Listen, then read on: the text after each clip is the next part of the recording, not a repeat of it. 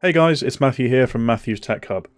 So in today's video guys, I'm going to be showing you on how you can actually speed up the general Windows 11 operating system as a whole.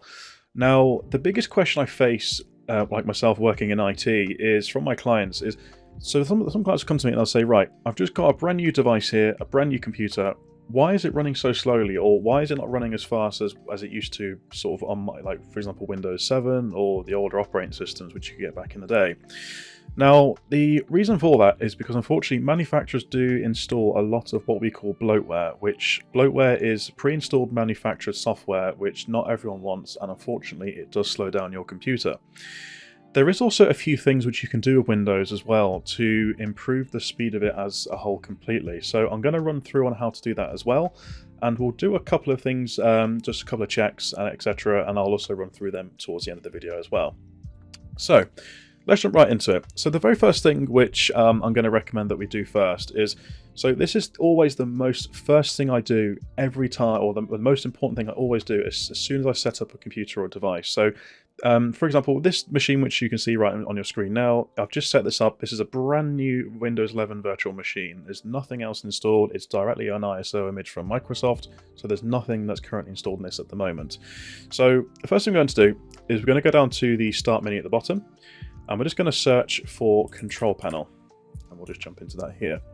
Now, when you load up, guys, it will be set like this, so it will be to view by category unless you have changed it before. So we're now going to change this to large icons, and we're just going to jump into the power options just here. Once you're here, you'll then have a selection of power options here. Now, sometimes high performance can actually be hidden under the under the additional plan section. So you might want to select that and actually expand that additional plan section. So sometimes it will say balanced and power saver. But if you can't see high performance, just expand that little menu there, and then you will then see high performance. So what you want to do is you actually want to select this option here, which says high performance. Now what that does is it will actually speed up your PC as a whole, because Windows tries to save energy by reducing how fast your processor can run. Now, if you change it to balanced, it will obviously balance between sort of power saving and sort of using half of the processor's performance. But if you actually change it to high performance, it will remove that limitation and it will allow Windows to operate at full speed. And I have noticed some drastic improvements just from this simple change, so make sure you do that. Now, the second thing which I'm going to recommend you do, guys, is have a look at some of the pre-installed software that comes in Windows. So what I mean by that is if we just jump into the Start menu again down here at the bottom, and then just jump into Settings here. You can also find it, if you can't see it in your Start menu, by the way, guys, you can also just search for Settings and it will show up like this. Or if you actually right-click on the Start menu at the bottom, you will then also have the Settings just down below the Task Manager option here. Once you're in this section here, you are then going to jump into the Apps section just on the left. And then at the top, as you can see, you have Apps and Features. So let that expand, and once all the apps load and Windows calculates what you've got installed, you will then see a massive list here of applications that come with Windows. Now, a lot of these applications I haven't actually installed at all. This is all come with Windows, so half of the stuff you probably might not even use. For example, you've got an app for like the camera, you've got an app for, well, for example, Cortana. Fortunately, you can't remove her, even though she's a bloody annoying feature, but a lot of people have complained about Cortana, and luckily, I think Microsoft have just announced they're discontinuing it. Praise the Lord. But anyway, we've also got Films and TV. We've got Get Help, Groove Music, Mail and Calendar. There's just so much stuff in Windows which no one needs, and I don't know why Microsoft tends to put it in or even allow it to be installed, separately after you've installed Windows. But hey, it's Microsoft. It's unfortunately whatever they do, you've just got to follow. So what I recommend is on the right-hand side, you can see there's some 3 dots per each one. So for example, Cortana, for example, unfortunately you can't uninstall because it is fully built into Windows. So, but some of the apps you can uninstall. So there is, like, for example, Feedback Hub, which you're probably not going to use very much. Films and TV, unless you do watch films and TV, or if you want to watch video clips on your PC. There's a help application. Again, you can't uninstall that because that is built-in feature to Windows in case you do need some support. But there's things here like Maps and Microsoft Edge, for example.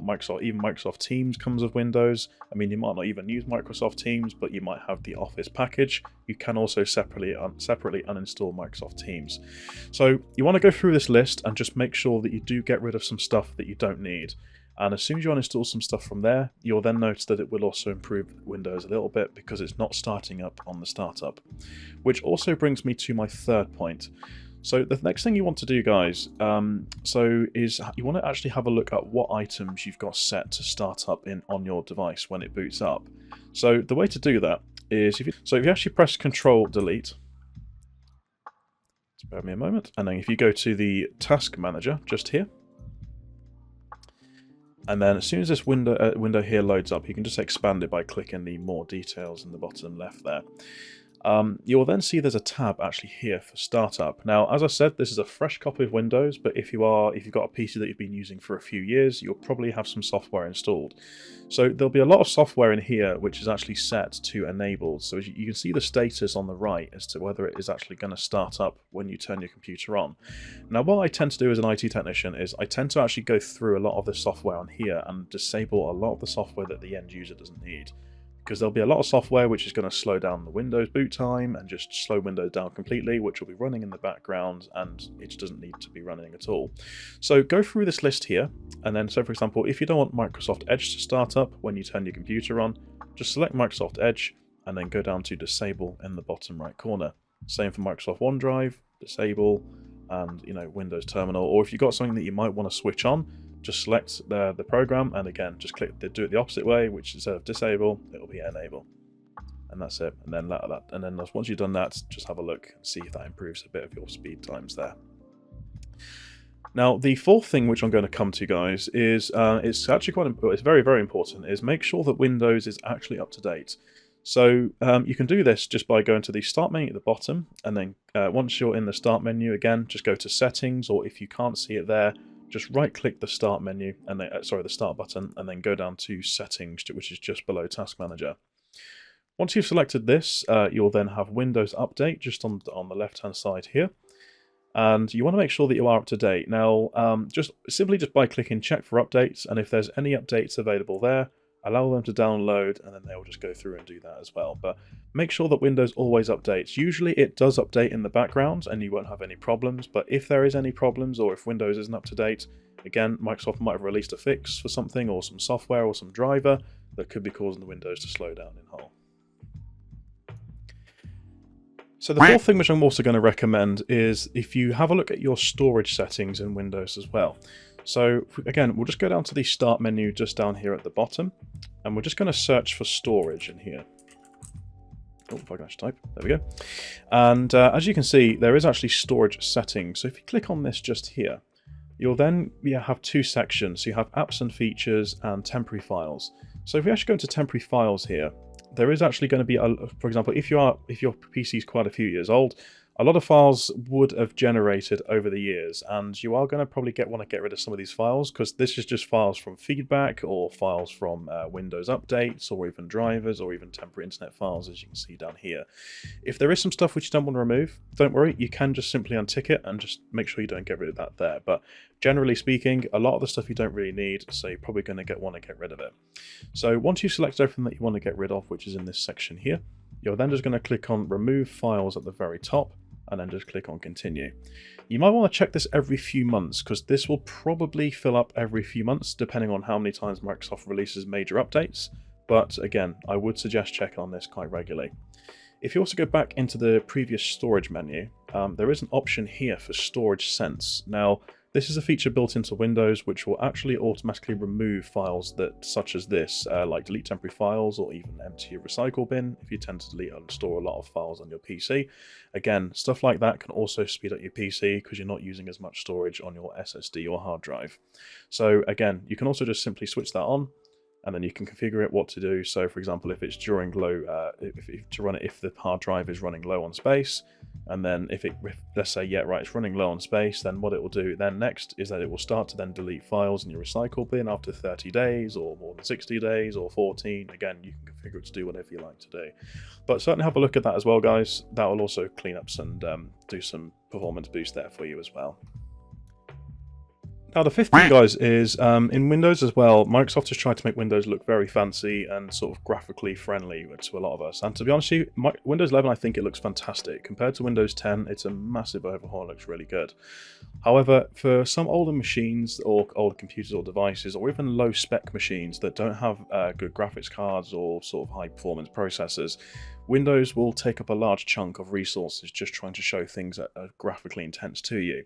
So what I'd recommend is if you go down to, again, to the start menu down here at the bottom, and just search for the word visual, and you'll then see that visual effects shows up in Windows. If you actually click on this, you can actually switch off, for example, animation effects and transparency effects. So, for example, if you've got a window that's where you can sort of slightly see the background or the window behind, again, or it'll change the opacity of the window, you might want to disable this because things like this do also use up Windows resources and also processor and graphical usage as well. So make sure that you do have a look at these.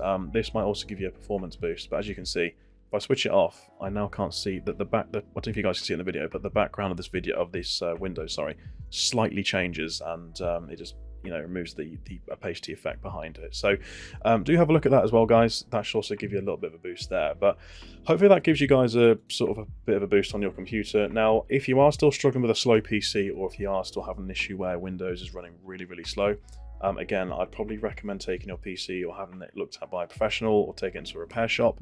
Or if you want to drop us a comment down the bottom of this video, fingers crossed I can jump into the comments and give you guys a bit of a helping hand there. But hopefully, guys, this video has helped you. If there is any questions or queries you guys may have, again, please drop a message in the comment section below. Please also give the video a thumbs up if it's also helped you guys out. And as always, please also subscribe if you want to see my future videos. Thanks again for watching, guys, and I look forward to seeing you guys in the next one. Bye for now.